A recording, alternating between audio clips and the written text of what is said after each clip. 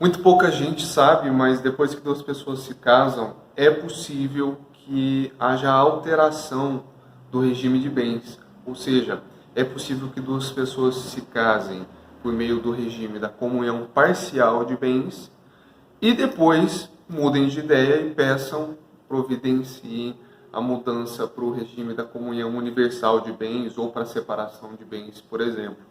Os efeitos dos regimes de bens são diferentes e influenciam na forma como esses bens, esse patrimônio se comunica entre os dois cônjuges e como que vai funcionar uma eventual partilha, seja no divórcio, seja numa dissolução pela sucessão, ou seja, um inventário no caso de um dos dois cônjuges virem a falecer.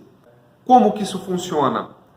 É necessário que se peça essa alteração de regime de bens pela via judicial, por meio de um processo, ou seja, o casal, de comum acordo, contrata um advogado que vai entrar com o processo pleiteando que o juiz promova, autorize a alteração do regime de bens.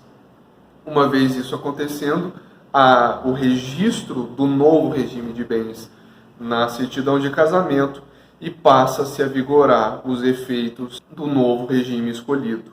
Há uma outra questão que muito pouca gente conhece. Pode ser o caso, dependendo do entendimento do juiz, de se fazer a partilha dos bens que foram adquiridos até aquele momento que se está pedindo a alteração. Ou seja, o juiz diz o seguinte: tudo bem, vocês querem fazer a alteração de regime de bens? Sem problemas, mas para que seja feita essa alteração, vamos fazer primeiro uma partilha dos bens, do patrimônio constituído até agora, e depois dessa reorganização patrimonial, a gente passa a instituir os efeitos do novo regime de bens de agora para frente. Há outros juízes que entendem que isso não é necessário.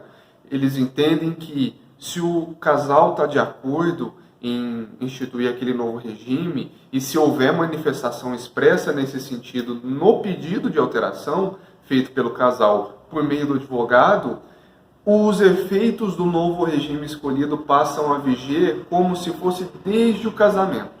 E, portanto, não é necessário fazer uma partilha de bens, o que significa que não é necessário gastar com impostos e com as custas de processo que envolvem ali a partilha, a expedição de formal de partilha para depois registrar no cartório de registro de imóveis ou alguma coisa assim os efeitos da partilha de bens que foi feita.